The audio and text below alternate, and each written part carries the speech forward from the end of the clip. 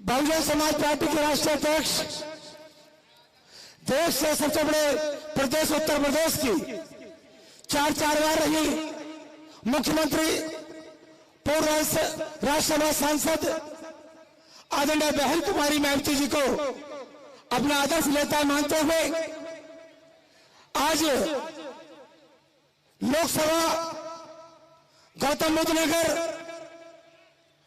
लोकसभा बुलंदशहर की इस मीटिंग की अध्यक्षता कर रहे सम्मानित अध्यक्ष जी,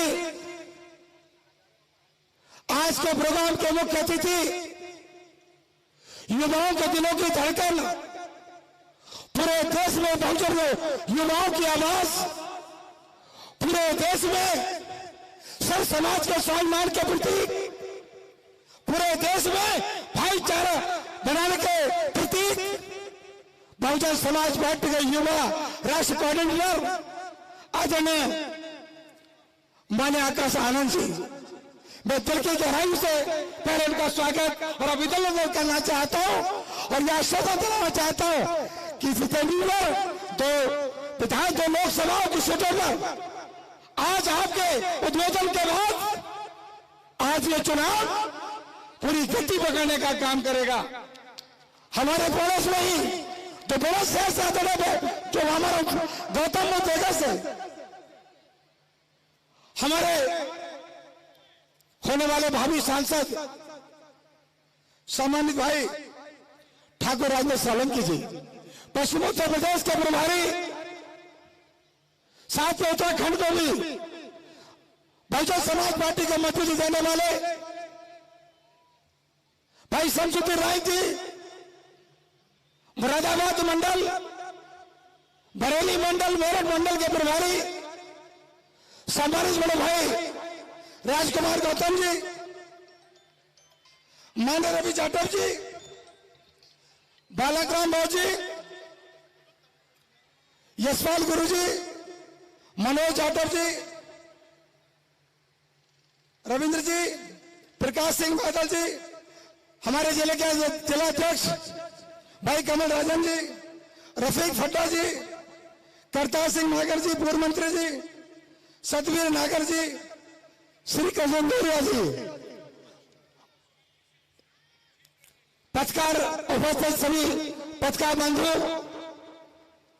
सम्मानित गौतम बुद्ध नगर और बुलंदशहर से सभी विधानसभा से आए जिला कमेटी, विधानसभा कमेटी, सेक्टर की कमेटी और सभी सम्मानित मंच और उपस्थित सभी बहुजन समाज पार्टी के जिम्मेदार साथियों, सम्मानित साथियों, आज पूरे प्रदेश नहीं पूरे देश में बहन कुमारी मायावती जी के शासन को याद करके जब बहन जी की सरकार उत्तर प्रदेश में रही, बहन कुमारी मायावती जी ने कानून के द्वारा कानून को राज्य स्थापित करने का काम किया, युवाओं को रोजगार देने का काम किया, किसानों को, आज भारतीय जनता पार्टी कहती किसान की आय दुगनी करने का जो छूटा आश्वासन पूरे देश के किसानों को देना देती है। मैं बताना चाहता हूं भारतीय जनता पार्टी के नेताओं को, अगर किसान की आय को दुगना करना, किसी देश में किसी प्रदेश के अंदर किसान की आय को दुगना करने का काम किया तो बहुजन समाज पार्टी की राष्ट्रीय अध्यक्ष आदरणीय बहन कुमारी मायावती जी ने करने का काम किया। जो 2007 में तो आदरणीय बहन जी उत्तर प्रदेश की चौथी बार मुख्यमंत्री बनी तो गन्ने का रेट 129 रुपए क्विंटल था, लेकिन बहन कुमारी मायावती ने किसानों की तरफ उनकी निगाह गई, 290 रुपए क्विंटल गन्ने का रेट देकर किसान को मजबूत करने का काम किया। मैं ज्यादा ना कहते हुए कि आप सब लोग हमारे युवा नेता आदरणीय श्री आकाश आनंद जी को सुनने के लिए आप आए हैं। मैं ज्यादा देर आपके बीच में बाधा नहीं बनूंगा, मैं तो यही आपको ये कहना चाहता हूं कि पूरे प्रदेश में बहन कुमारी मायावती जी की इतनी सीटें आए कि बहन कुमारी मायावती जी देश की प्रधानमंत्री बने। सबका बहुत बहुत धन्यवाद। जय भीम, जय भारत। सम्मानित साथियों, इनके बाद गौतम बुद्ध नगर लोकसभा से बहुजन समाज पार्टी के प्रत्याशी आदरणीय श्री राजेंद्र सोलंकी जी से निवेदन करूंगा कि वो आए और अपनी बात रखें। आज के इस कार्यक्रम के मुख्य अतिथि परम आदरणीय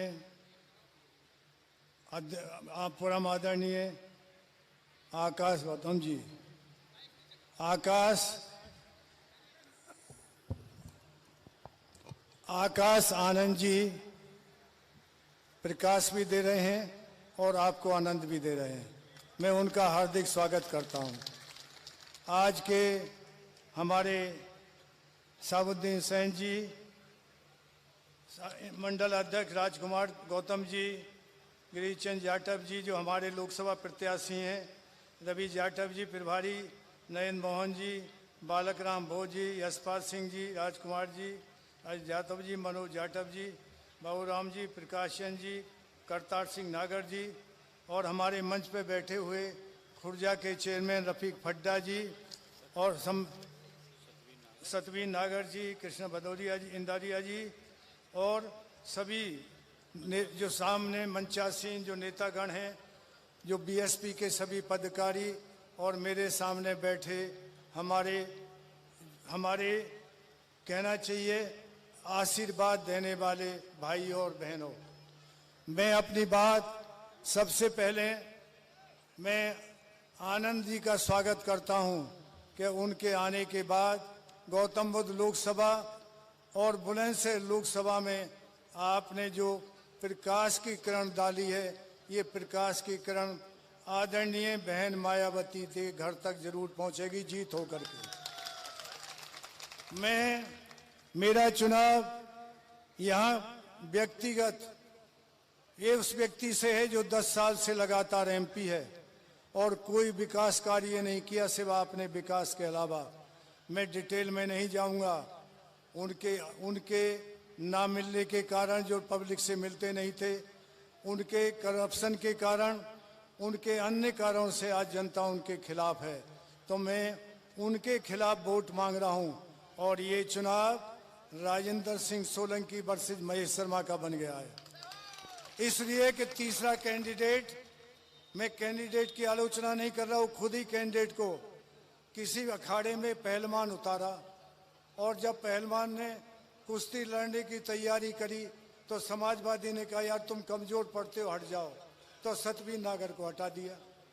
उसके बाद में दूसरा पहलवान उतार दिया बाना, उसने कहा यार ये तो उससे भी कमजोर है, इससे तो पहले ही अच्छा है, तो समाजवादी ने तो खुद ही अपनी हार मान ली, दो पहलवान उतार के अखाड़े से वापस ले लिए, फिर उसको लड़ा दिए पहले वाले को। तो मेरी लड़ाई बीजेपी उम्मीदवार महेश शर्मा और राजेंद्र सोलंकी बहन मायावती के आशीर्वाद से। ये हाथी नहीं, बहन मायावती का जो निशान है हाथी नहीं, ये गणेश है। बचपन में गणेश, आप और हम सब लोग भी गणेश की पूजा करते हैं और गणेश की पूजा पे फूल चढ़ाया जाता है। तो मैं भाइयों, मैं बीजेपी वालों से कहता हूं कि आपके हाथ में फूल है, गणेश पे चढ़ा के हाथी का बटन दबा दो ताकि आपका भी उद्धार हो जाए, ताकि आपका भी उद्धार हो जाए। मेरा उद्धार तो मायावती जी ने आपके उद्धार के लिए वो चुनाव चिन्ह लिया है कि यदि फूल चढ़ा देंगे तो आपका भी उद्धार हो जाएगा, बटन दबा दो हाथी को।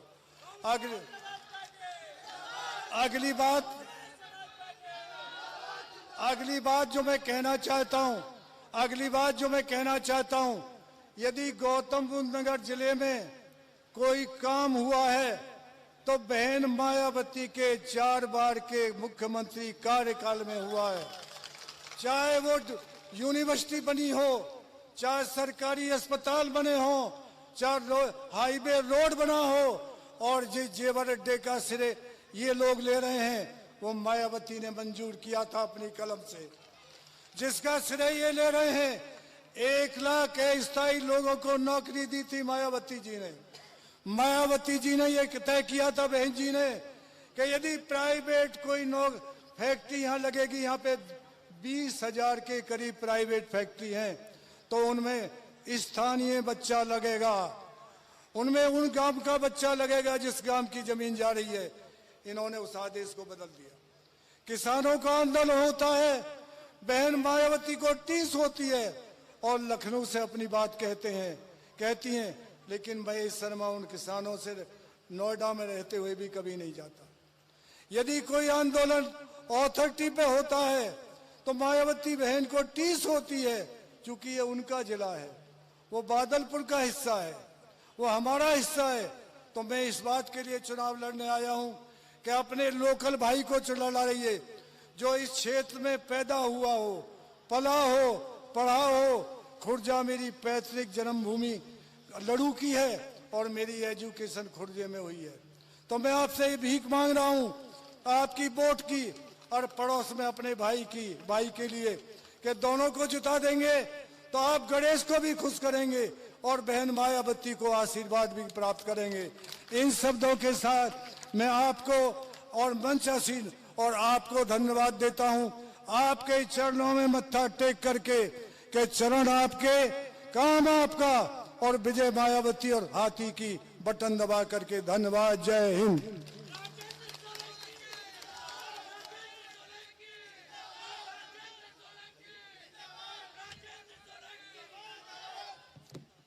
सम्मानित साथियों, अब आपके बीच में बहुजन समाज पार्टी के प्रभारी पश्चिमी उत्तर प्रदेश आदरणीय शमसुद्दीन राइन जी से निवेदन करूंगा कि वो आए और अपनी बात कहें। माननीय शमसुद्दीन राइन जी।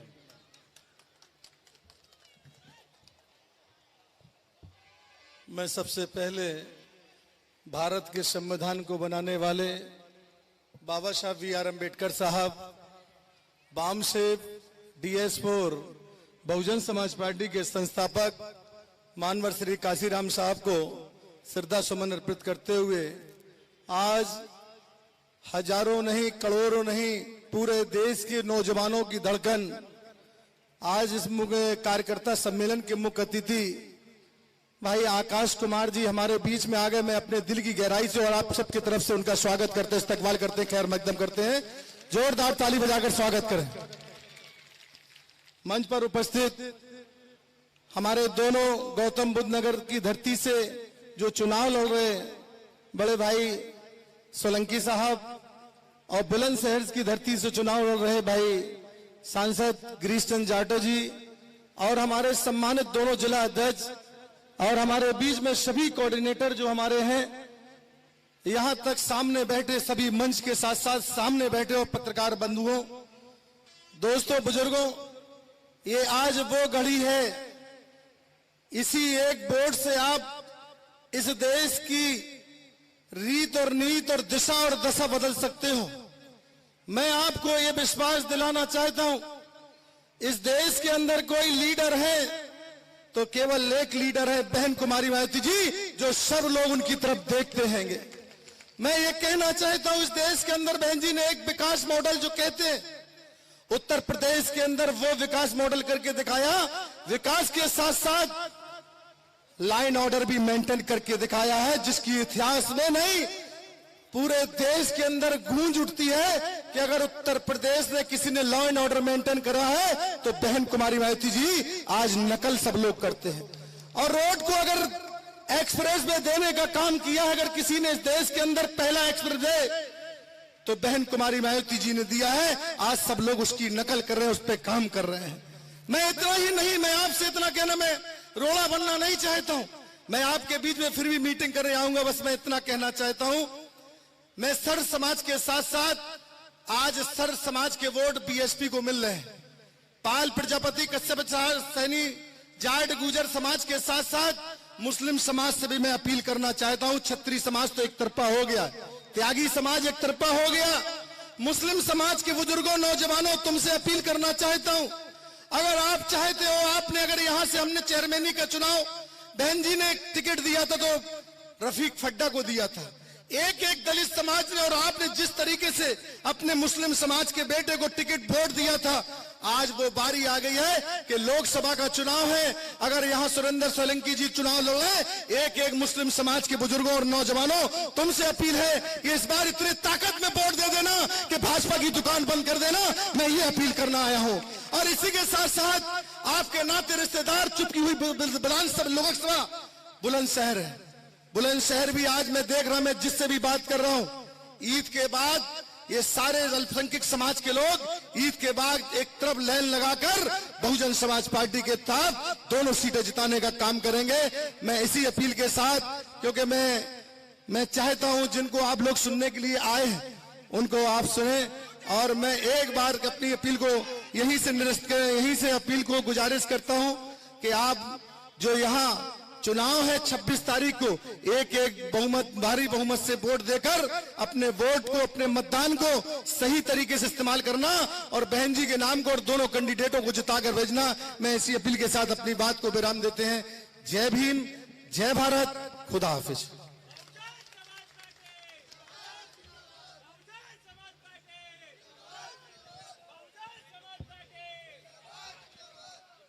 सम्मानित साथियों, जिनका सुबह से आपको इंतजार था, बहुजन समाज पार्टी के राष्ट्रीय कोऑर्डिनेटर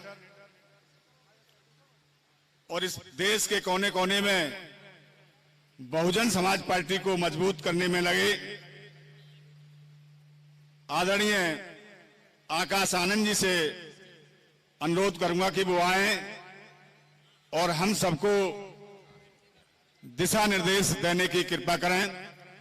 आदरणीय माननीय आकाश आनंद जी। बहुजन समाज पार्टी जिंदाबाद, बहुजन समाज पार्टी जिंदाबाद, आदरणीय बहन कुमारी मायावती जिंदाबाद, आदरणीय बहन कुमारी मायावती जिंदाबाद। आकाश आनंद जी आप संघर्ष करो, आकाश आनंद जी आप संघर्ष करो, बहुजन समाज पार्टी जिंदाबाद, बाला साहब डॉक्टर भीमराव अम्बेडकर साहब अमर रहे, माननीय काशीराम साहब अमर रहे। आकाश आनंद जी आप संघर्ष करो, आकाश आनंद जी आप आगे बढ़ो, आकाश आनंद जी आप आगे बढ़ो।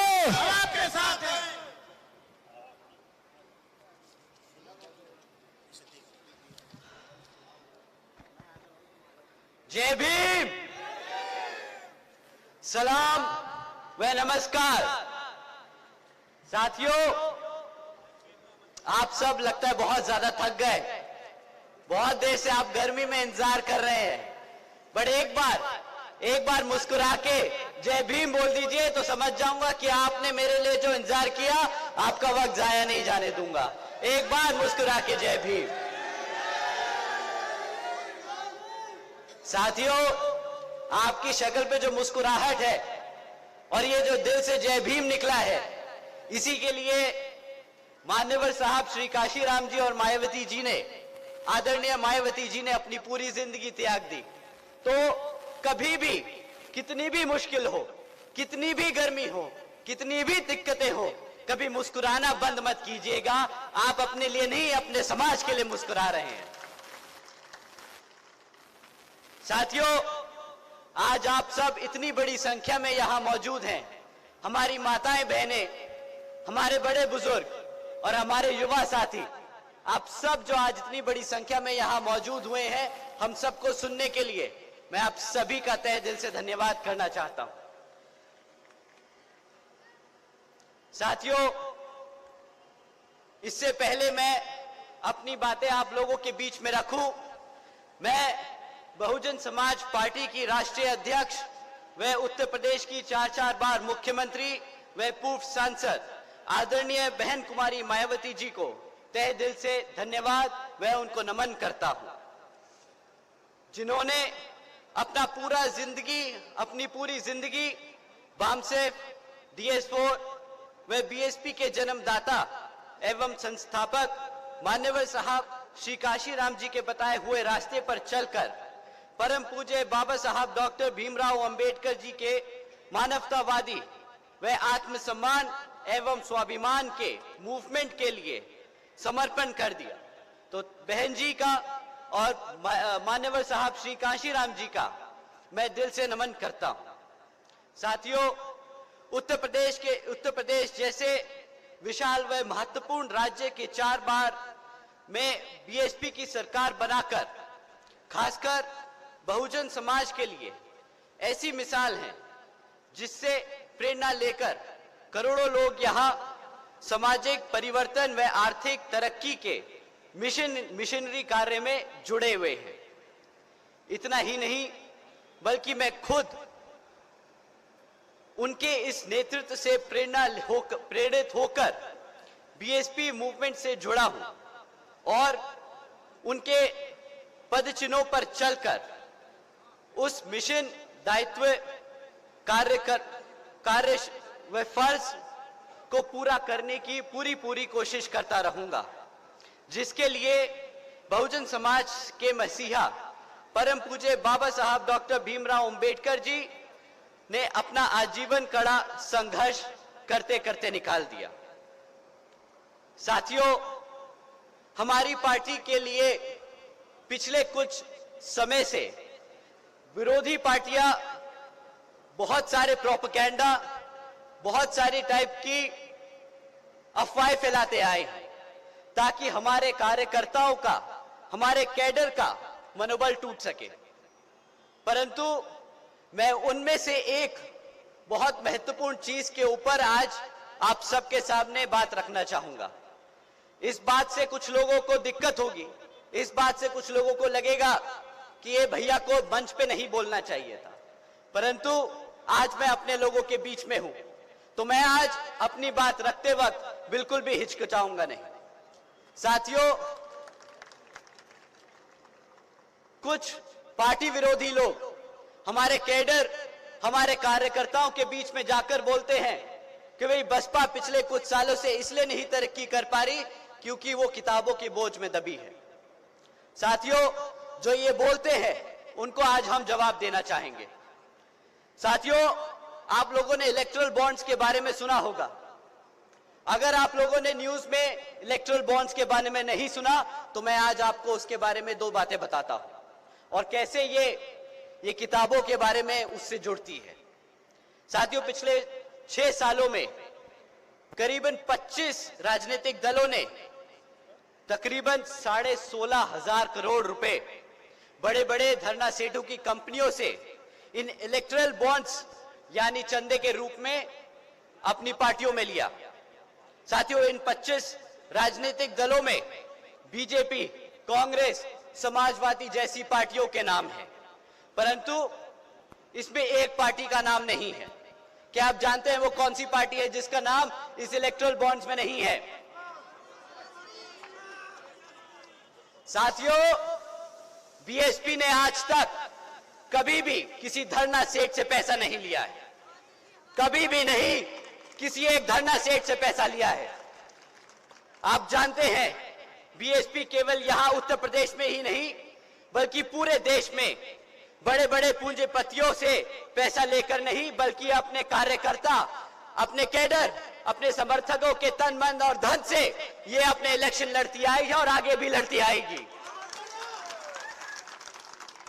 तो साथियों, ये उनको मुंह तोड़ जवाब है, ये उनको सबूत है जो आपसे बोलते हैं कि हाथी का किताबों के बोझ में दब रहा है। वो दो बोझ में नहीं दब रहा।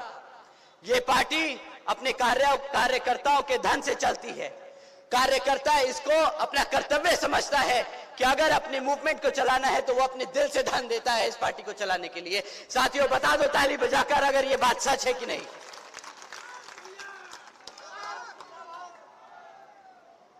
अब साथियों, जैसा कि आप सब जानते हैं, लोकसभा चुनाव आजकल चल रहे हैं, हमारे सर पर हैं और इसमें हमारी तरह और भी पार्टियां आप लोगों को बुला कर आपसे वोट मांगने का काम करेंगी, परंतु आपको इस बारी उनको वोट डालने से पहले और उनको आपने अपने बीच में आने से पहले उनको एक काम देना है। उन्हें बोलना है कि इससे पहले हम तुम्हारे मंच पे तुम्हारी मीटिंग में आके तुमसे तुम्हारी बात सुने, हमें पिछले 10 साल का हिसाब दो, हमें पिछले 5 साल का हिसाब दो। साथियों, कभी भी चुनाव आने वाले 5 साल के वादों पे नहीं, अब आने वाले पिछले 10 साल के रिकॉर्ड पे लड़ा जाना चाहिए। आपको सवाल करना चाहिए कि जब तुम्हें हमने सत्ता में बिठाया था तो पिछले 10 साल और 5 साल से तुम लोगों ने हमारे समाज हमारे लिए क्या काम किए। तभी साथियों, बहन जी के ये सख्त आदेश है कि बीएसपी कभी मैनिफेस्टो जारी नहीं करती। बहन जी हमेशा बोलती हैं कि जब भी आप अपने समाज के बीच में जाएं तो आप कभी भी आने वाले 5 साल, आने वाले 10 साल के काम ना बताएं। आप लोगों ने पिछले 5 साल और 10 साल में क्या काम किया, आपने अपने समाज के लिए क्या काम किया, वो आप जाके अपने समाज को बताएं, ताकि उनको भरोसा हो कि हाँ, जिसको वो वोट डाल रहे हैं उसने हमेशा हमारे वोट का सही इस्तेमाल किया, हमारे लिए सही तरीके से काम किया। इंग्लिश में बोलते हैं, लेट द वोटर्स बी जज ऑफ योर वर्क। साथियों, पिछले 10 साल से बीजेपी केंद्र की सत्ता में आसीन है। उनका आपको 10 साल का रिकॉर्ड मांगना होगा। 2014 में केंद्र की सरकार में बीजेपी आई थी, उनसे आपको पिछले 10 साल का रिकॉर्ड मांगना होगा। और मैं आज आप लोगों के बीच में कुछ पॉइंट्स छोड़ के जा रहा हूं। आप इस पे जरूर सोचिएगा, अपने साथियों से बात कीजिएगा और उनसे जरूर पूछिएगा। साथियों, आज सरकारी स्कूलों के बारे में बात करते हैं। शिक्षा सबसे जरूरी, हमारे आने वाले भविष्य की नींव है शिक्षा। साथियों, पिछले 10 सालों में सरकारी स्कूलों में पढ़ रहे आधे से ज्यादा बच्चे आज अंग्रेजी नहीं बोल पाते। आप उनसे अगर भी बोलिए कि अंग्रेजी में 1-2 लाइनें सुना दो, तो बेचारे बच्चे आज अंग्रेजी की भाषा नहीं समझते हैं, ना बेचारे बोल पाते हैं। वैसे तो मोदी जी जाके बोलते हैं कि हम इंडिया को ग्लोबल इकोनॉमी बनाएंगे, परंतु उनसे पूछिएगा कि अगर हमें यूनाइटेड स्टेट्स, यूनाइटेड किंगडम या यूरोपियन अदर कंट्रीज से काम लेना है तो हम उनसे किस भाषा में बात करेंगे। वो तो आपसे हिंदी में बात करने से रहे, आपको तो चाइना से भी काम लेना होगा। तो कैसे हमारा समाज, कैसे हमारे लोग उनसे बात करेंगे, कैसे उनसे हम काम ले पाएंगे, जब हमारा बच्चा 8वीं क्लास का बच्चा अगर आज अंग्रेजी नहीं बोल सकता। साथियों, 8वीं कक्षा के बच्चों का तो आज इतना बुरा हाल है, बेचारे प्लस माइनस मल्टीप्लिकेशन नहीं कर पाते। ये मैं अपने मन से नहीं, सरकारी सर्वे और रिकॉर्ड के डेटा को उठा के बोल रहा हूं। कहीं आप समझो कि मैं भाजपा की बुराई कर रहा हूं, ये फैक्ट्स और फिगर है साथियों। साथ ही साथ डिजिटल इंडिया की बात करते हैं। केंद्र की सरकार डिजिटल इंडिया की बात करती है।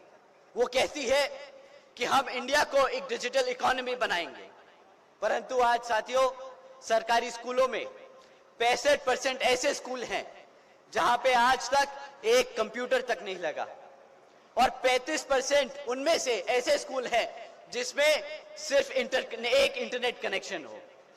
साथियों, जब आपके बच्चे कंप्यूटर चलाना नहीं जानेंगे, जब उन्हें इंटरनेट की व्यवस्था नहीं होगी, तो कहां से वो सीखेंगे डिजिटल इंडिया, कहां से वो सीखेंगे नई टेक्नोलॉजी के बारे में। साथियों, केंद्र की सरकार ने बहुत बड़े बड़े वादे दिए थे आपको, बहुत बड़ी बड़ी बातें करी थी कि हम अपने बच्चों को इस तरह से पढ़ाएंगे, उन्हें किस तरह से एक उज्जवल भविष्य देंगे, परंतु जो आपके बच्चों की शिक्षा के साथ ही खिलवाड़ करता आ रहा है, वो क्या ही आपके भविष्य की बात करेगा। साथियों, ये कोई छोटी बात नहीं है। अगर कोई आपके बच्चे की शिक्षा से खिलवाड़ कर रहा है, वो कोई छोटी बात नहीं है। वो खाली पढ़ाई लिखाई तक सीमित नहीं होती। साथियों, अगर आपका बच्चा पढ़ेगा नहीं तो उसे नौकरी कैसे मिलेगी? अगर नौकरी नहीं मिलेगी तो बेचारा कमाएगा कैसे? वो फिर से जहां से आप लोग उठे हैं वहीं पे आके जाके खड़ा हो जाएगा। आप लोगों ने कड़ी मेहनत करके वो मजदूरी से उठे हैं, परंतु ये लोग आपके बच्चों को फिर मजदूर बनाना चाहते हैं। साथियों, ये वक्त है उनसे सवाल करने का कि पिछले 10 साल में तुमने हमारे बच्चों को मजदूर बनाने का काम किया है, ना कि एक उज्जवल भविष्य देने का।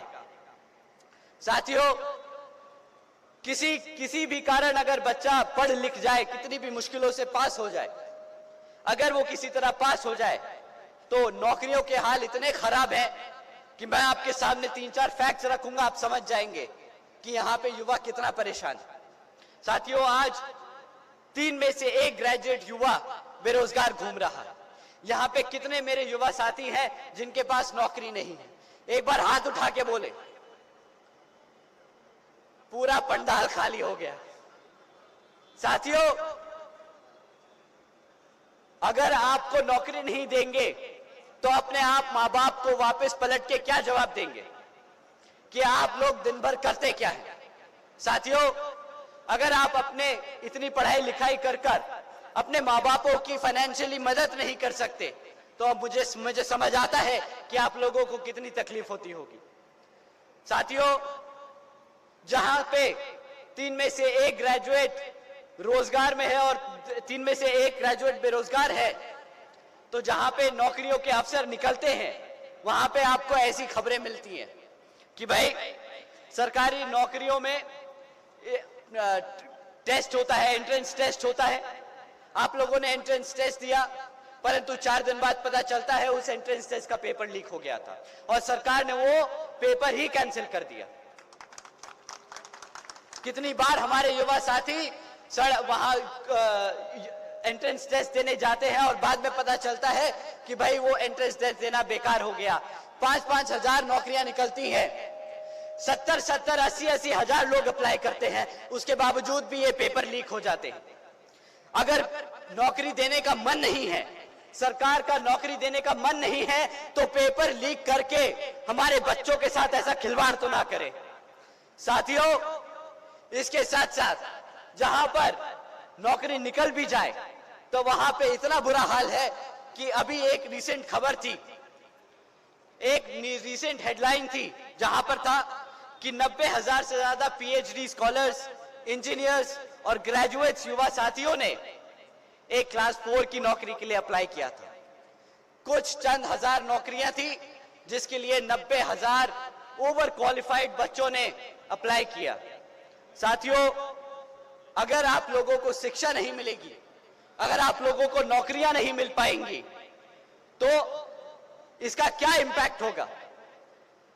हमारे बड़े बुजुर्ग बैठे हैं, वो जानते हैं रिजर्वेशन का मतलब क्या है, उसकी अहमियत क्या है। अगर बच्चों को शिक्षा नहीं मिलेगी तो ना वो कभी नौकरी के लिए अप्लाई कर पाएंगे, और अगर बाय चांस नौकरी के लिए अप्लाई कर भी दिया तो नौकरी होगी नहीं। जब नौकरी होगी नहीं तो रिजर्वेशन कहां से मिलेगा? साथियों, इस केंद्र की भाजपा सरकार ने आपको एक तरफ से नहीं कई तरफ से घेरा है। इन्होंने आपको आपके वोटों से कमजोर नहीं, आपकी जड़ों से कमजोर करने की कोशिश की है, आपके भविष्य को खत्म करने की कोशिश की है। ना आपको वो रोजगार देना चाहते हैं, ना आपको वो रिजर्वेशन देना चाहते हैं। साथियों, केंद्र की सरकार सत्ता में आई थी बोल के कि हम सालाना 2 करोड़ नौकरियां देंगे। 2 करोड़ नौकरियों के हिसाब से आज 10 साल बाद ये 10 करोड़ नौकरियां हो जानी चाहिए थी, परंतु आज तो इतना बुरा हाल है कि हमारे युवा साथी सड़क पर सड़क घूमते रहते हैं कि किसी तरह कहीं पे 5,000 10,000 का काम ही मिल जाए। साथियों, इसकी आड़ में हमारे भाजपा के नेता क्या बोलते हैं कि हम रोजगार को ना दे पाए, परंतु उसको बचाने के लिए, उस चीज से आपका ध्यान भटकाने के लिए क्या बोलते हैं कि आप मुफ्त में राशन ले लो। मुख्यमंत्री जी, प्रधानमंत्री जी और बीजेपी के अन्य नेता बोलते हैं बड़े गर्व से कि मित्रों, आज बीजेपी की सरकार ने 80 करोड़ से ज्यादा देशवासियों को मुफ्त में राशन का देने का काम किया है।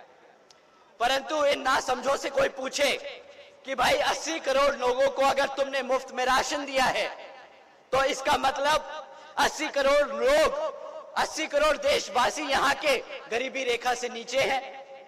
तो आप लोगों ने पिछले 10 साल में हमारे आधे से ज्यादा देश को गरीबी रेखा से नीचे धकेलने का काम किया है। इन 80 करोड़ देशवासियों को मुफ्त में राशन देने की कीमत जानते हैं? जो बचे कुचे मिडिल क्लास के लोग अगर रोजगार में टैक्स का पैसा जमा करते हैं, अब 80 करोड़ लोगों को फ्री में राशन देने की कीमत 2 लाख करोड़ है। साथियों, आपके मेहनत की कमाई के टैक्स के पैसे ऐसे ये लोग बर्बाद कर रहे हैं।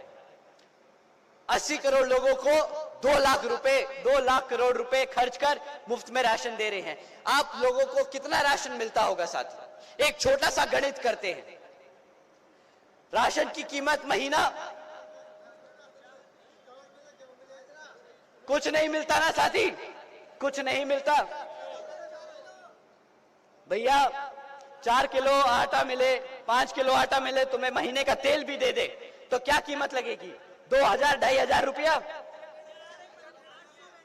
500 रुपया, 500 रुपए, 1000 रुपए के 500 रुपया लगा दे महीने का, साल का कितना हुआ?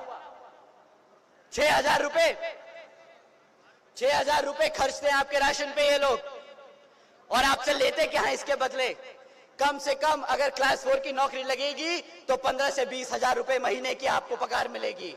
आपको 6000 रुपए देके आपसे महीने का 20,000 रुपया लूटते हैं ये लोग। साथियों, जहां पे इन लोगों ने हमारे मेहनत के कमाए हुए टैक्स का पैसा 2 लाख करोड़ रुपया खर्चा इस राशन पे देने का, अगर आपको नौकरियां देने का काम करते 20,000 रुपए की, तो आज देश में 20 लाख करोड़ का नया उत्पादन होता। ये जीडीपी 20 लाख करोड़ से बढ़ा सकते थे, परंतु इन्होंने पिछले 10 साल से मार्केटिंग करने का काम किया है। इन्होंने हमेशा एक के बाद एक योजना निकाली, उस योजना के ऊपर जो पैसा लगाया वो पैसा 10% उस योजना में लगाया और 90% उसे मार्केट करने में लगा दिया। ये बीजेपी की सरकार नहीं, ये भारत की सरकार नहीं है, ये आज मॉडर्न इंडिया की मॉडर्न मार्केटिंग एजेंसी बनके रह गई है। इनका काम सिर्फ और सिर्फ अपनी एजेंसीज को इस्तेमाल करके अपनी पॉलिसीज को मार्केट करना रह गया है। ये सिर्फ मार्केट करते हैं और हमारे देशवासियों को गरीबी रेखा से नीचे धकेलते हैं। साथियों, ये तो रही पॉलिसी की बातें। अब जरा सेफ्टी और सिक्योरिटी, लॉ एंड ऑर्डर की एक बात करता हूं, क्योंकि कहीं शायद ये ज्यादा बुरा ना मान जाए, इसलिए सिर्फ एक लाइन बोलूंगा। एक ऑर्डर इन्होंने पास किया था कुछ दिनों पहले। हमारे यूपी के मुख्यमंत्री जी ने एक ऑर्डर पास किया कि आज से लड़कियां रात को 8 बजे प्राइवेट कॉलेजेस और इंस्टीट्यूट्स में ट्यूशंस नहीं लेंगी, क्योंकि वो उनकी सुरक्षा की गारंटी नहीं ले सकते। साथियों, अगर यहाँ के मुख्यमंत्री जी आपकी बेटियों की सुरक्षा नहीं कर सकते, तो पता नहीं कहां की उनको किस बात की उनको सत्ता में बिठाने का हमने काम किया था। साथियों, ना ये सुरक्षा दे पाए, परंतु ये बहुत गर्व से बोलते हैं कि हमारी यूपी की सरकार बुलडोजर की सरकार है। बुलडोजर की सरकार का टाइटल लेके इन्हें बहुत गर्व होता है। बुलडोजर की सरकार, इन लोगों को समझ नहीं आता कि बुलडोजर की सरकार का मतलब कोई बहुत अच्छा काम नहीं। तुमने बुलडोजर की सरकार का टैग ऐसे लिया, तुमने गरीबों के घर तोड़ के लिया है, तुमने लोगों के पेट पे लात मार के लिया है। तुम्हें सत्ता में इसलिए नहीं बिठाया था ताकि तुम हमारे गरीबों का घर तोड़ो, तुम्हें सत्ता में इसलिए बिठाया था ताकि तुम गरीब लोगों को काम दे सको, उन्हें रोजगार दे सको, उनके सरों पे छतें दे सको। ये बेचारे मूर्ख लोग सोचते हैं कि बुलडोजर का टाइटल मिल गया है तो बहुत फख्र की बात है। बेशरम लोग समझते नहीं कि गरीबों के पेट पर लात मारने का काम किया है।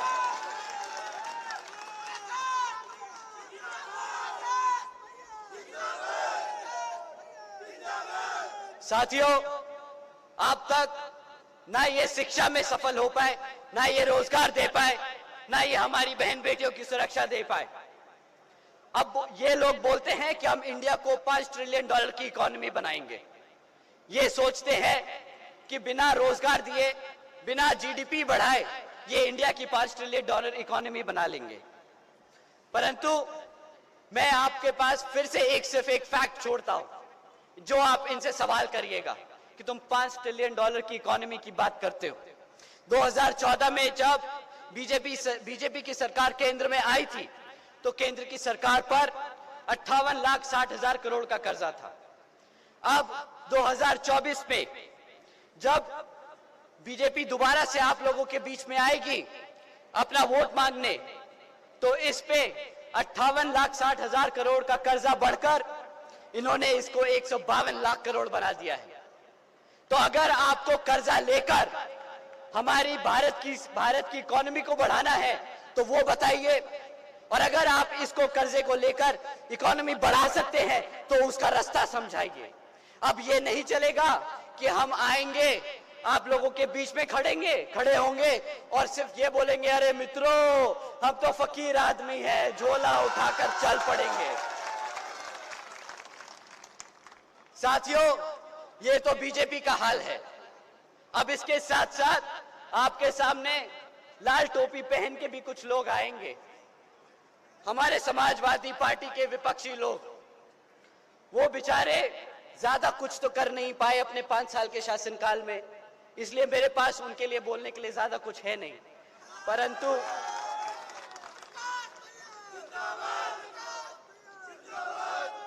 परंतु हमारे युवा साथी एक बात जरूर हमसे बोलते हैं कि भैया वो टोपी पहनकर हमें टोपा जरूर पहना गए। साथियों, जिस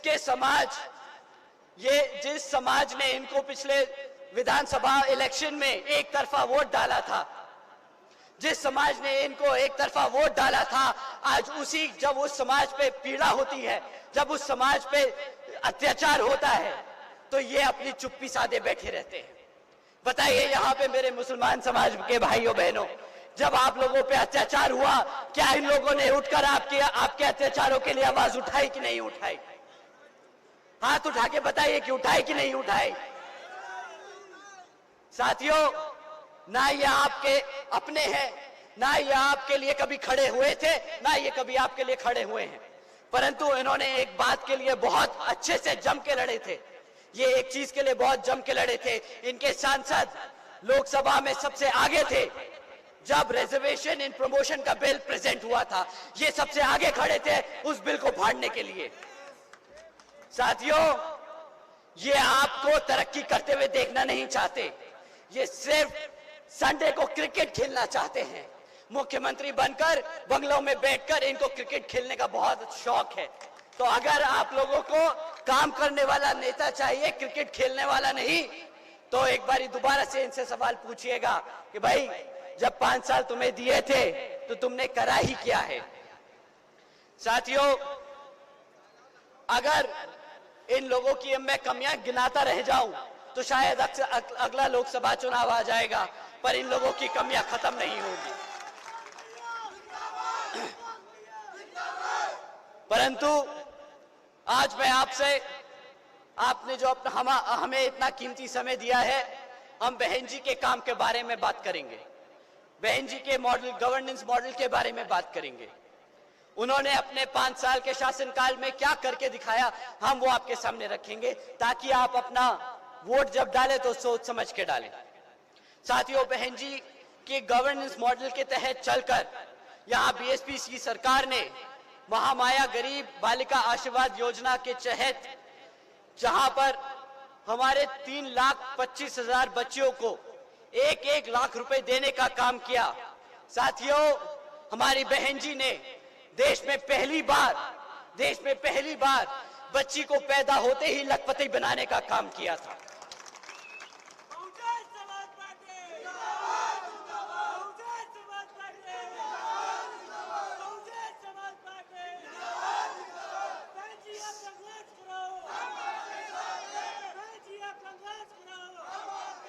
साथियों, बहन जी के गवर्नेंस मॉडल के तहत चलकर बसपा की सरकार ने सावित्रीबाई फुले बालिका शिक्षा योजना भी चलाई थी, जिसके तहत 7 लाख से ज्यादा बच्चियों को 12वीं तक की शिक्षा मुफ्त में प्राप्त कराने हेतु बहन जी ने 600 करोड़ से ज्यादा की लागत इन बच्चियों को मुफ्त में शिक्षा देने की कोशिश की थी।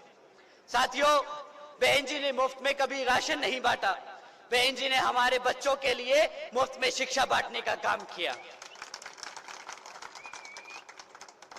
साथियों, बहन जी के गवर्नेंस मॉडल के तहत चलकर बसपा की सरकार ने यहां पर प्रदेश में व्यवसायिक technical institutes, engineering colleges, polytechnic एवं इंडस्ट्रियल ट्रेनिंग इंस्टीट्यूट्स में अन्य पिछड़े वर्गों के सभी छात्रों के लिए 27% आरक्षण की व्यवस्था तय की थी। साथ ही साथ देश में पहली बार सरकारी कॉलेजेस के स्टूडेंट हॉस्टल्स के अन्य पिछड़े वर्गों के छात्रों के लिए 27% आरक्षण की व्यवस्था तय की। साथियों, बहन जी ने अपने पिछड़े वर्ग के भाइयों बहनों के लिए ना सिर्फ एजुकेशन में सपोर्ट दिया, बट उनको उस एजुकेशन को प्राप्त करने के लिए ताकि ज्यादा खर्चा ना पड़े, उनको हॉस्टल्स में भी रिजर्वेशन देने का काम किया। साथियों, बहन जी के मॉडल ऑफ गवर्नेंस के तहत बसपा की सरकार ने प्रदेश में अपने शासनकाल में 12,500 करोड़ की लागत से हमारे एससी, एसटी, ओबीसी व आदिवासी समाज के 3,50,000 से ज्यादा परिवारों को महामाया आवास योजना के तहत अपना खुद का घर देने का काम किया। साथियों, बहन जी के मॉडल ऑफ गवर्नेंस के तहत बसपा की सरकार ने सरकारी नौकरियों के साथ साथ देश में पहली बार सरकारी ठेकों में भी आरक्षण की व्यवस्था लागू की थी और सरकारी नौकरियों की भर्ती पे लगी रोक को हटाकर बहुजन समाज के साथ साथ सर्व समाज में से सभी जरूरतमंद लोगों को नौकरी देने का काम किया था।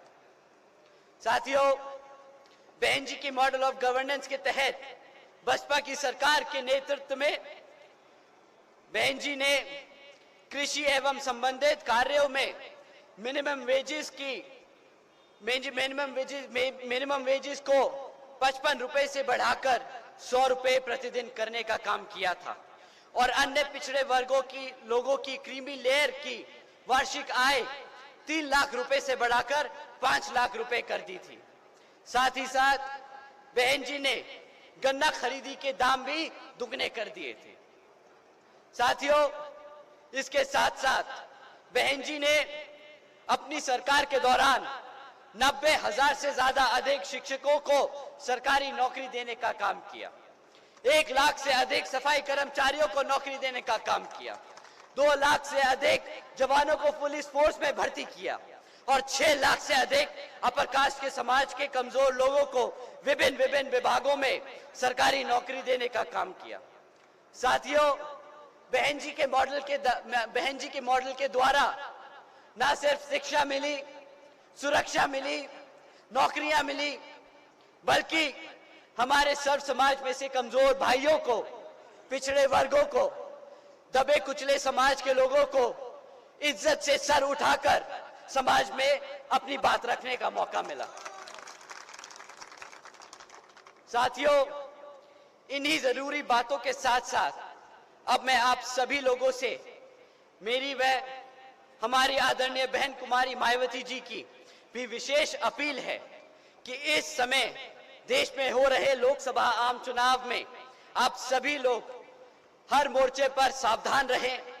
आप लोग अपने वोट को बहुत संभाल कर आने वाले इलेक्शन में सही पार्टी को वोट देने का काम करें। साथियों, मैं आप सभी से ये खास अपील करता हूं कि आने वाले लोकसभा आम चुनाव में यहां जिन भी क्षेत्रों में बीएसपी के लोकसभा के उम्मीदवार चुनाव लड़ रहे हैं, तो उन्हें आप लोग वोटिंग मशीन पर बीएसपी के हाथी वाले चुनाव चिन्ह के सामने वाला बटन दबाकर यहां पर जरूर विजय बनाएं।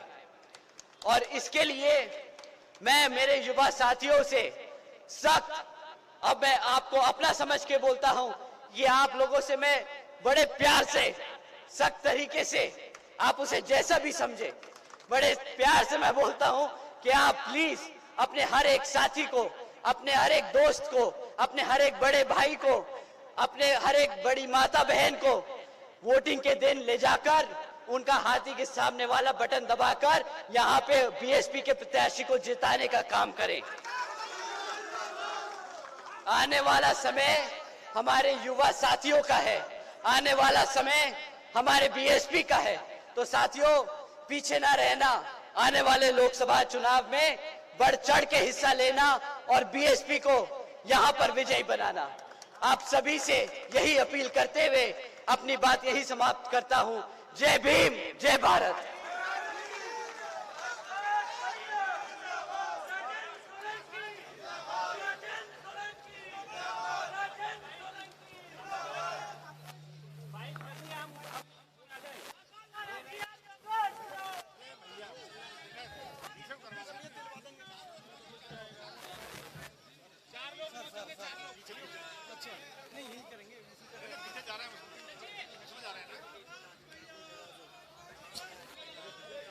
क्या बात होगी भैया, पीछे रहो। अरे भैया मानते क्यों नहीं आप ये? अरे रोका है कितने?